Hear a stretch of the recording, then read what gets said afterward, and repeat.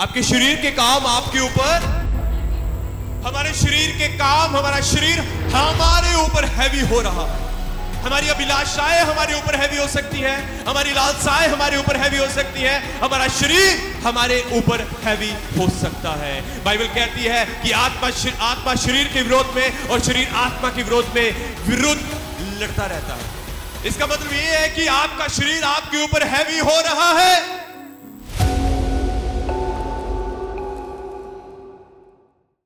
Praise hallelujah. आज यदि आप हमारे देश में या पूरे वर्ल्ड में अगर आप देखें तो बहुत सारी ऐसी चीजें हैं जो अलोप हो रही हैं। क्या हो रही है? अलोप। अलोप का मतलब क्या होता है? खत्म, गायब हो रही है, खत्म। आपको पता है ना? ओके, हम अगर आप देखो तो हमारे देश में या पूरे वर्ल्ड के अंदर यदि आप कुछ देखो तो बहुत सारी चीजें जो है वो क्या हो रही है? गायब हो रही है, गायब हो रही है। यदि आप सब जानते हैं कि जो साइंटिस्ट हैं वो ये कहते हैं, वो कहते हैं कि पहले डायनासोर थे और आज डायनासोर नहीं है ना? कई बार वो उनका कंकाल देखते हैं जिसका यहां फिर पता चलता है कि हजारों लाखों करोड़ों साल पहले वो क्या थे? डायनासोर थे, पर आज नहीं है। इसका मतलब कि वो डायनासोर क्या है? अलोप हो चुके हैं। हमारे भारत के अंदर चीते नहीं है, चीता नहीं है। और क्या कहते हैं चीते को?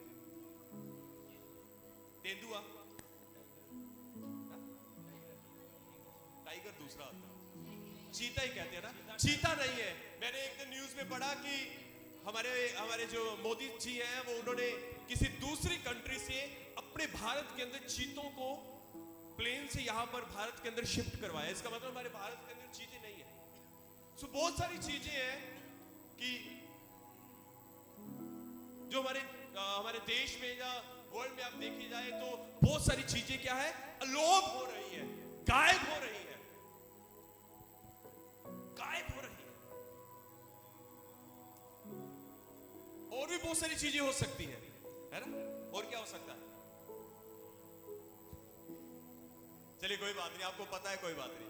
बहुत सारी चीजें जो गायब हो रही है। यदि हम सब आगे देखेंगे,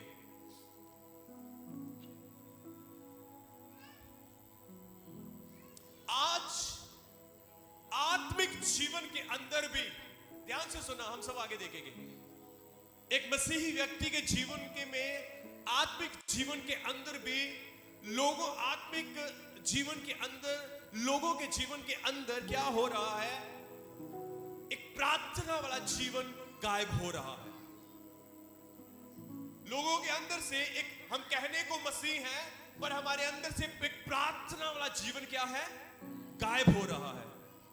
हम कहने को मसीह हैं, पर हमारे अंदर से परमेश्वर का हम धन्यवादी गायब हो रहा है। मेरी बातों को ध्यान से सुनना और समझना, मैं क्या कहना चाहता हूं। एक आत्मिक रिलम के अंदर कहने को हम मसीह हैं, पर हम प्रार्थना नहीं करते। कहने को हम मसीह हैं, पर हम धन्यवादी नहीं है परमेश्वर के। कहने को हम मसीह हैं, पर हम खुदा की आराधना नहीं करते। जैसे संसार के अंदर या हमारे भारत के अंदर कई चीजें अलोप हो रही हैं, इसी प्रकार से आत्मिक रिलम के अंदर, आत्मिक जीवन के अंदर कई ऐसी चीजें हैं जो अलोप हो रही है। जैसे कि प्रार्थना। एक मसीह व्यक्ति का जीवन प्रार्थना के ऊपर आधारित है, पर वो प्रार्थना नहीं कर रहा, वो प्रार्थना उसके जीवन में से गायब हो चुकी है। मेरे साथ रहना। हमें आराधना करनी चाहिए खुदा की, पर वो आराधना हमारे जीवन से गायब हो चुकी है। हमें धन्यवादी होना चाहिए, पर हमारे जीवन से वो धन्यवाद क्या है? गायब हो चुका है। केवल वो गायब हो चुका है। हालेलुया।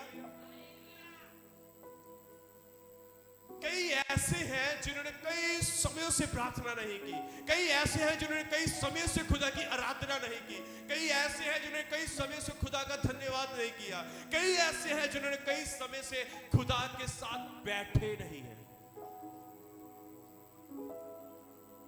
मुझे नहीं पता यहां पर कौन हो सकता है, या लाइव सुनने वाला जो कोई उनमें से कोई हो सकता है, मैं नहीं जानता, पर परमेश्वर जानता है, इसलिए खुदा ने मुझे ये दिया है।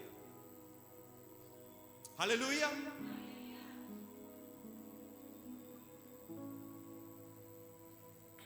अब याद करो कि जब आपने खुदा को जाना था, जब आप पहली बार चर्च आए थे, जब खुदा ने आपको बड़े बड़े हाथ के द्वारा आपको एक बड़ा छुटकारा दिया था, जब आप पहली बार यीशु को जाना, जब आप पहली बार यीशु के पास आए, तो आप कितना परमेश्वर का धन्यवादी थे अपने जीवन के लिए, अपनी चंगाइयों के लिए, अपने छुटकारों के लिए। जैसे कि आज भी हम देखते हैं कि खुदा ने यहाँ पर उस बहन को बच्चे के साथ ब्लेस किया, जो अंकल आंट थे, उन्होंने परमेश्वर उनको गरीबी से निकाल कर अमीरी में परमेश्वर में खुदा ने बिठाया, और आज वो धन्यवादी है, आज वो परमेश्वर के धन्यवादी भी है, आज वो परमेश्वर से खुदा की आराधना भी करते हैं, वो प्रार्थना भी करते हैं। पर मैं ये कहता हूं कि जैसे जैसे आप नए से पुराने हो रहे हैं, धीरे धीरे जैसे जैसे हम पुराने हो रहे हैं, वैसे वैसे हमारे जीवन में से ये धन्यवादी या प्रार्थना, ये आराधना, या उसके साथ संगति करना, या उसके साथ बैठना हमारा कम क्यों हो रहा है। जैसे कि मैंने कहा कि हमारे संसार के अंदर से कुछ चीजें अलोप हो रही हैं, उसी तरह आत्मिक जीवन के अंदर में से भी कई चीजें अलोप हो रही हैं। वो क्यों? हम उसका कारण ढूंढेंगे आज, मैं उसका आज कारण बताऊंगा। हालेलुया। आप पहले परमेश्वर का वचन पढ़ते थे, पर आज हो सकता है कि शायद आप में से कितने ऐसे हो सकते हैं जहां कोई लाइव हमें देख रहा है, या कोई बाहर से सुनने वाला है। आज कई अरसा हो गया कि आपने कभी बाइबल को खोलकर ही नहीं देखा। जब आप नए नए आए थे तो आप खुदा से कितनी मोहब्बत करते थे। जब आप प्रभु के पास पहली बार आए थे, जब आपने धीरे धीरे खुदा को जाना, तो आपकी प्रार्थनाएं बढ़ रही थी, आप धन्यवादी हो रहे थे, आप रेगुलर प्रार्थना वचन पढ़ते थे, प्रार्थना करते थे, आप कंटिन्यू संगतियों का हिस्सा रहते थे, आप कंटिन्यू संगतियों का हिस्सा रहते थे, और आप कभी भी प्रार्थना मिस नहीं करते थे, आप कभी भी परमेश्वर का वचन पढ़ना मिस नहीं करते थे, आप कभी भी खुदा के घर आना मिस नहीं करते थे। सो कई इस प्रकार की कई आत्मिक चीजें हैं जो आज हमारे जीवन से अलोप हो चुकी हैं।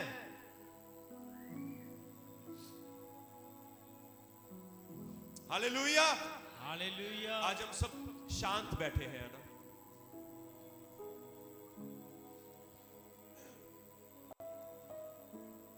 आज अपने आप को चेक करें कि कितनी चीजें हमारे जीवन से अलग हो चुकी हैं। ये हम कहने को मसीह हैं, हम कहने को आत्मिक हैं, हम कहने को मसीह हो सकते हैं, कहने को आत्मिक हो सकते हैं, पर जब खुदा आपको देखेगा तो वो आपको क्या कहेगा?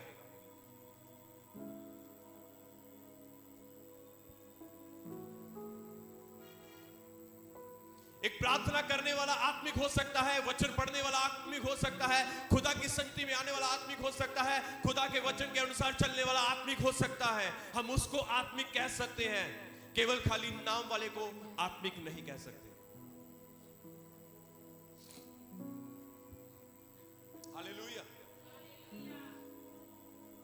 कितने समय से आपने खुदा के साथ कोई रिलेशनशिप नहीं है, खुदा के साथ कोई संगति नहीं है, खुदा के साथ कोई एक सिटिंग नहीं है आपकी।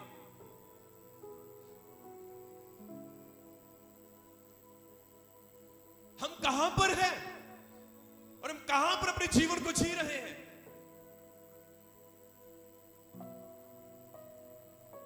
यदि ये चीजें, ये आत्मिक चीजें, ये आत्मिक बातें हमारे जीवन से, प्रार्थना, वचन पढ़ना या संगति करना, अगर ये सब चीजें हमारे जीवन से अलोप हो रही है, यदि हमारे जीवन से खत्म हो रही हैं, तो इसका कारण क्या हो सकता है? इसका कारण क्या हो सकता है? आपको मालूम, जो बहुत बुद्धिमान लोग हैं ना, जो बहुत समझदार लोग हैं, जो साइंटिस्ट लोग हैं या डॉक्टर लोग हैं, आपको मालूम, यदि वो कैंसर आया तो ये समझते हैं, वो रिसर्च करते हैं कि अरे कैंसर आया है, इसका कारण क्या हो सकता है, वो खोज करते हैं। यदि अगर ये दूसरी दुनिया से कोई पत्थर आ रहा है या कोई कुछ भी आ रहा है, तो ये क्यों आ रहा है, इसकी कौन सी दिशा है, ये कहां पर टकराने वाला है, या टकराएगा या पृथ्वी के से पास में से होकर निकल जाएगा, तो वो इन चीजों की रिसर्च करते हैं, इन चीजों को देखते हैं। क्या आप एक मसीह, अगर वो दुनियावी लोग, संसारिक लोग ये इन सब चीजों के ऊपर इतना गौर करते हैं, तो हम जो मसीह में हैं, हम जो आत्मिक हैं, तो हमें अपने जीवन में कितनी चीजों में चौकस करना और हमें कितना गौर करना चाहिए।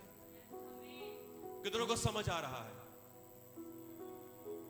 हमें कितना हमें चौकस रहना चाहिए, कितना हमें ये देखना चाहिए। अगर मैंने आज प्रार्थना नहीं की, यदि मैं एक हफ्ते से प्रार्थना नहीं कर रहा, तो ऐसी कौन सी बात हो रही है मेरे जीवन के अंदर, मेरे भीतर ऐसा कौन सा युद्ध चल रहा है, मेरे अंदर ऐसी कौन सी चीज हो रही है कि जो मुझे परमेश्वर से अलग कर रही है, जो मुझे खुदा से अलग कर रही है, जो मुझे प्रार्थनाओं से अलग कर रही है, आराधना करने से रोक रही है, वचन पढ़ने से रोक रही है। मेरे अंदर ऐसी कौन सी चीज आ गई है, मेरे अंदर ऐसा, मेरे हृदय में या मेरे मन में ऐसा क्या हो रहा है? क्या आपने अपने जीवन में कभी इस बात के ऊपर रिसर्च किया है? मैं हर एक प्रत्येक भाई बहन को पूछना चाहता हूं, अब जवानों को पूछना चाहता हूं, बहनों को पूछना चाहता हूं, जितने पीछे बैठे हैं मैं उनको पूछना चाहता हूं, जितने आगे हैं मैं उनको पूछना चाहता हूं। हालेलुया! ओ अपने हाथों को उठाकर बोले हालेलुया! हालेलुया! ये क्या कारण हो सकता है? ये कौन सी ऐसी बात हो सकती है जिसके कारण,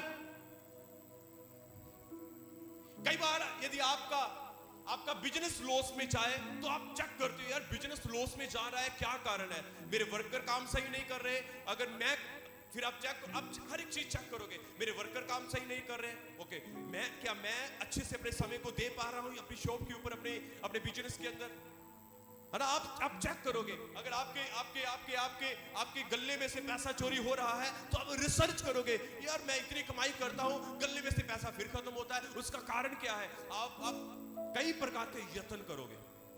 कितनों को समझ आ रहा है? कितनों को समझ आ रहा है? आप कई प्रकार के यत्न करोगे। क्या आपकी प्रार्थनाएं कम हो रही है? क्या आपका वचन पढ़ना कम हो रहा है? यदि आप संगति में आना कम हो रहे हो, तो क्या आप इस बात का यत्न कर रहे हो कि ये क्यों हो रहा है?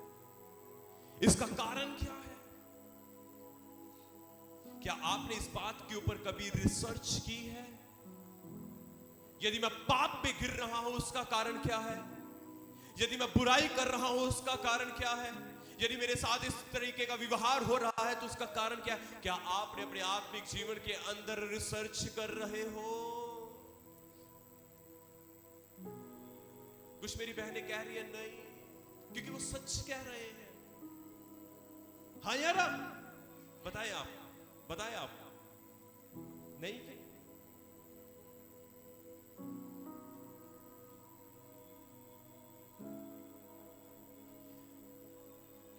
आपको क्या लगता है कि आपकी दौड़ केवल और केवल पृथ्वी की है? आपकी दौड़ पृथ्वी की है? नहीं ना? तो फिर आप इतने आराम से क्यों बैठे हुए हो? यदि आपको पता है कि मैंने कहां तक दौड़ना है, तो आप आराम से नहीं बैठ सकते।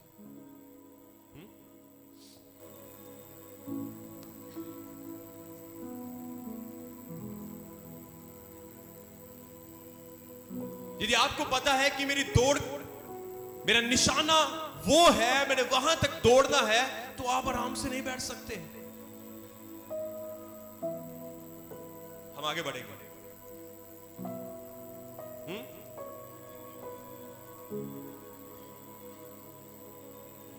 इसका मतलब क्या हो सकता है? इसका मतलब ये हो सकता है कि आपके शरीर के काम आपके ऊपर हैवी हो रहे हैं। ये एक सबसे बड़ा रीजन हो सकता है।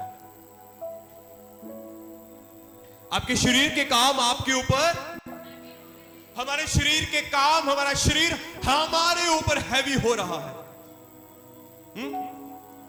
हमारी अभिलाषाएं हमारे ऊपर हैवी हो सकती है, हमारी लालसाएं हमारे ऊपर हैवी हो सकती है, हमारा शरीर हमारे ऊपर हैवी हो सकता है। बाइबल कहती है कि आत्मा शरीर के विरोध में और शरीर आत्मा के विरोध में लड़ता रहता है। क्या करता है? लड़ाई रहती है।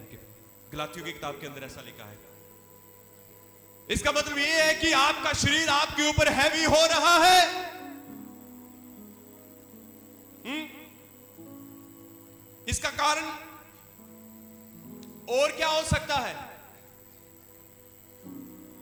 कहीं हम आलसी तो नहीं हो रहे, कहीं हम झगड़ालू तो नहीं हो रहे, कहीं घमंडी तो नहीं हो रहे, कहीं हम पियक्कड़ तो नहीं हो रहे।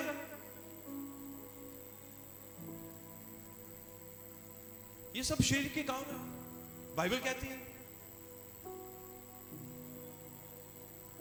हालेलुया। मेरे प्रिय जनों, जोर से बोले हालेलुया। एक बात बताऊं, खुदा आपसे बहुत प्यार करता है।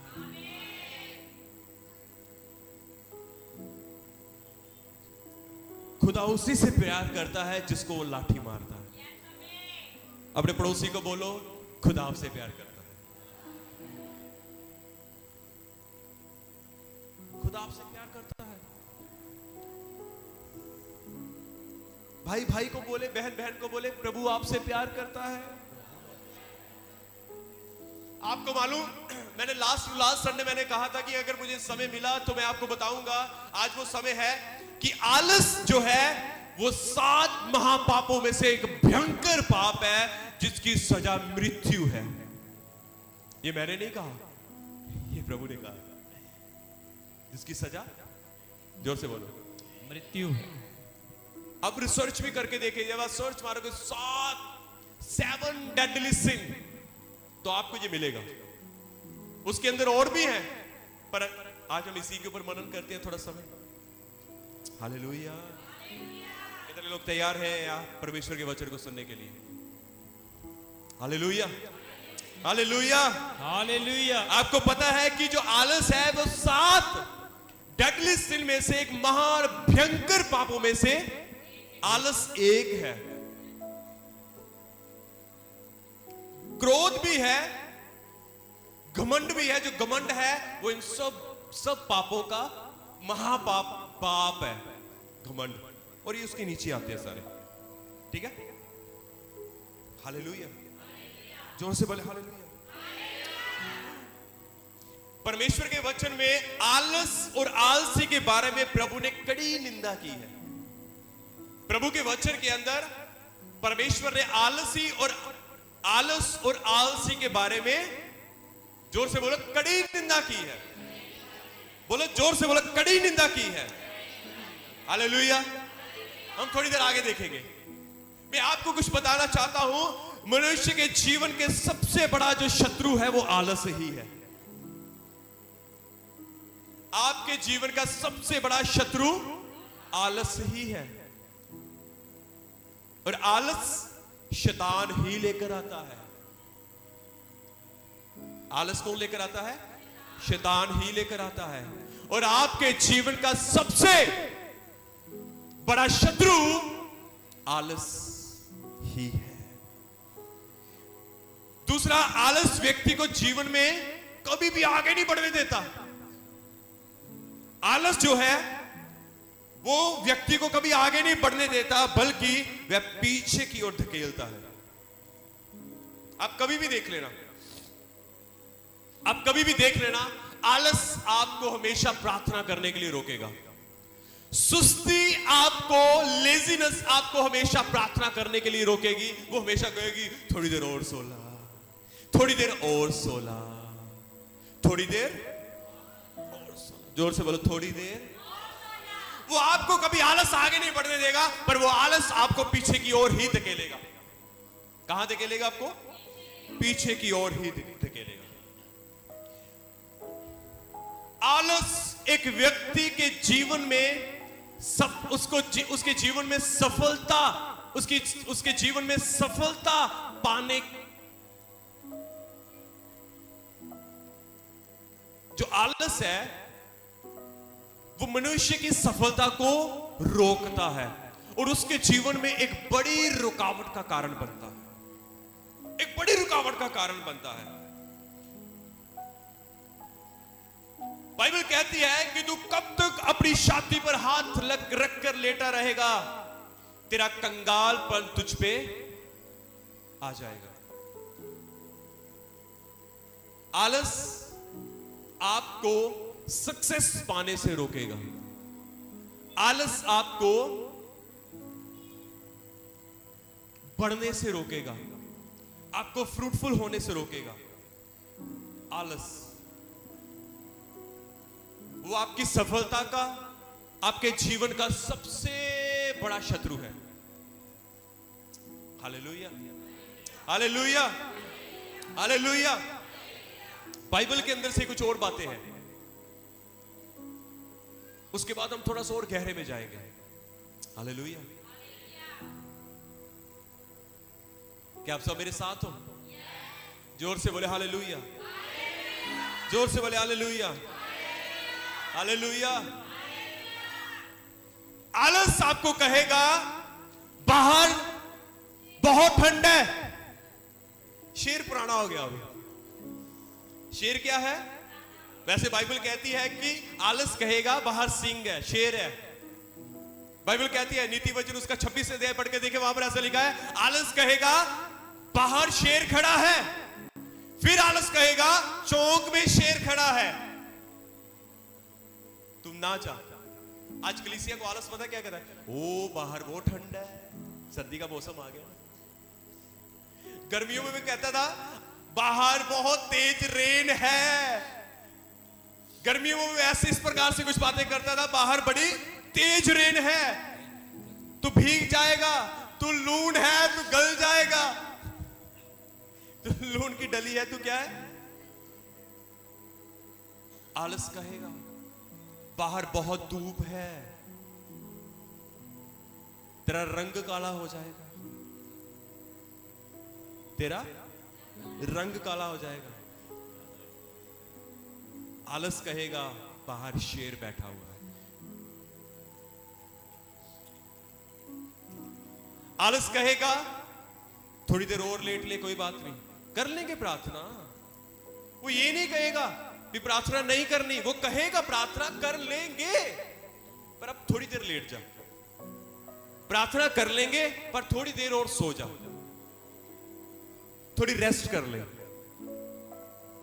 वचन पढ़ लेंगे, वो ये नहीं कहेगा नहीं नहीं नहीं वचन नहीं पढ़ना, वो सीधा ऐसे नहीं कहेगा, वचन पढ़ेंगे जरूर पर अब थोड़ी देर में पढ़ेंगे। हालेलुया। मतलब देखो शैतान का प्लान देखो। हवा को कहता है क्या परमेश्वर ने सच में कहा है कि तू इस फल को खाएगी और तू मर जाएगी? क्या सच में? है ना? वचन वही है, बातें वही है, पर क्या करना है? थोड़ा सा उसमें मसाला लगा दो या मैनिपुलेट कर दो। थोड़ा सा उसको कहते कि पढ़ेंगे वचन, करेंगे प्रार्थना, जाएंगे संगति में, कोई बात, ये काम है वो कर ले, हम जाएंगे संगति में, पर थोड़ा सा पहले ये काम कर ले। हम जाएंगे चर्च, थोड़ा सा पहले ये काम कर ले। इसको कौन करेगा? हम जाते हैं, रुक जा, वो खुद आपसे बात करेगा इस प्रकार से। Hallelujah, hallelujah, hallelujah. हम सब आगे देखेंगे। हम सब सदोम और अमोरा के बारे में जानते हैं? क्या हम सब जानते हैं सदोम और अमोरा हमारी बाइबल के अंदर है? प्रभु के वचन के अंदर लिखा है कि सदोम और मोरा के विनाश का कारण क्या था? पाप। सदोम और मोरा के विनाश का कारण क्या था? पाप। मैं आपको बताता हूं, यिह्जकेल के अंदर लिखा है सदोम और अमोरा के जो लोग थे, पहली बात वो पेटू थे, दूसरी बात वो व्यभिचारी थे, तीसरी वो आलसीय थे। पहली बात वो पेटू थे, दूसरी बात वो व्यभिचारी थे, तीसरी बात वो आलसी थे। और आपको मालूम आलस आने का कारण और क्या हो सकता है? जो अधिक खाते हैं, जो ज्यादा खाते हैं वही ज्यादा सोते हैं, वही ज्यादा आलस में रहते हैं। और आपको मालूम 7 महापापों के अंदर इस पाप को भी शामिल किया गया है, जो ज्यादा खाते हैं। बाइबल कहती है अंत के दिनों में खाने पीने वाले होंगे। जब हम नूह के जीवन के प्रति, जब हम नूह के दिनों में पढ़ते हैं, वचन कहता है उस समय लोगों में विवाह शादियां हो रहे थे और लोग खा पी रहे थे।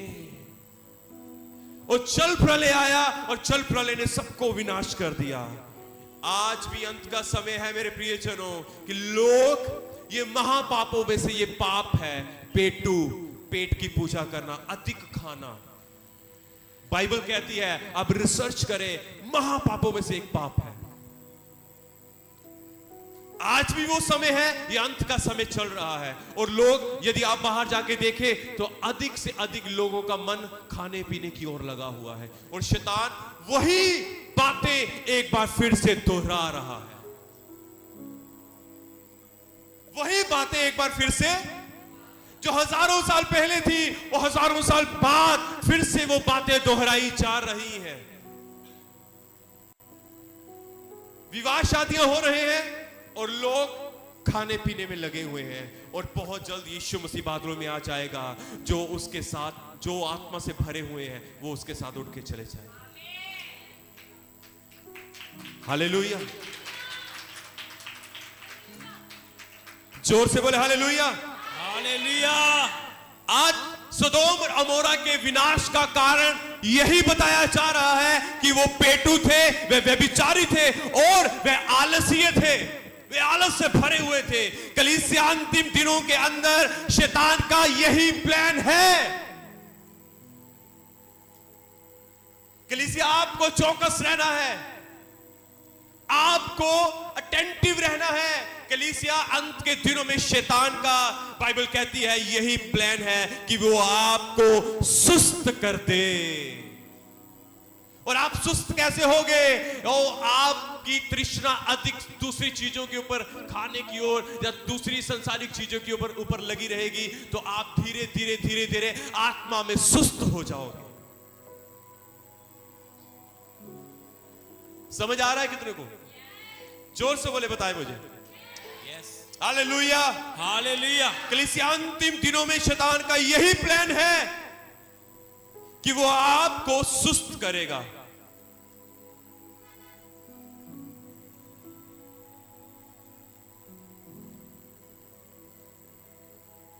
शैतान आपको, कलीसियाओं को, शैतान कलीसिया को,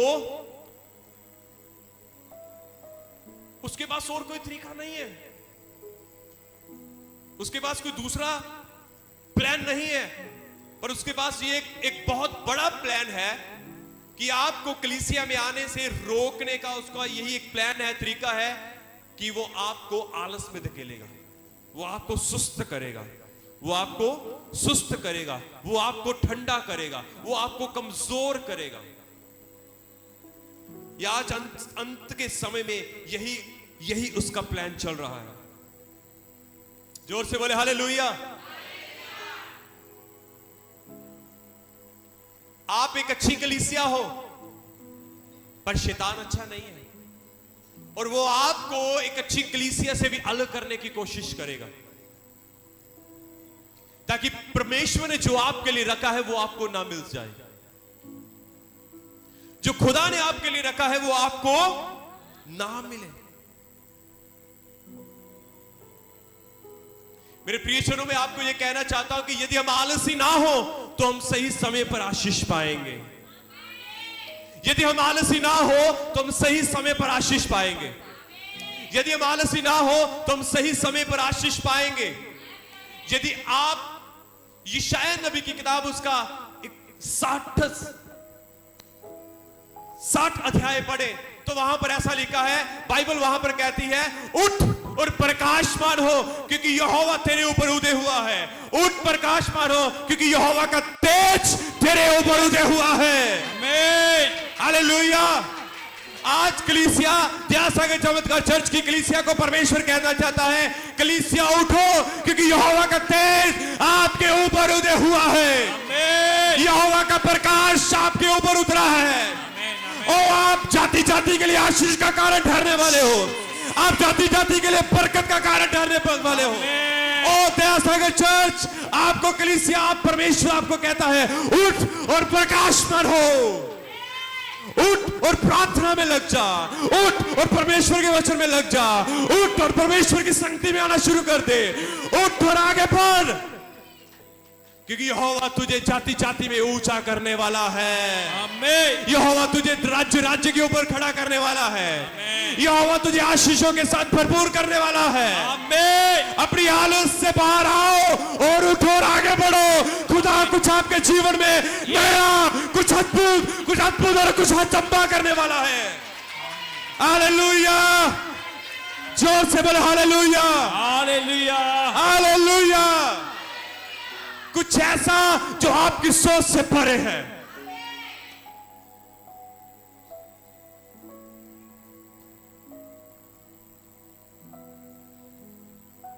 कलीसिया आज मैं आपको यह कहना चाहता हूं कि यदि आप एक आरामदायक जीवन, एक इंग्लिश के अंदर एक कोटेशन है, वो एक लाइन है जो मैंने पहले भी बहुत बार बोली है और एक बार फिर से कहना चाहता हूं कि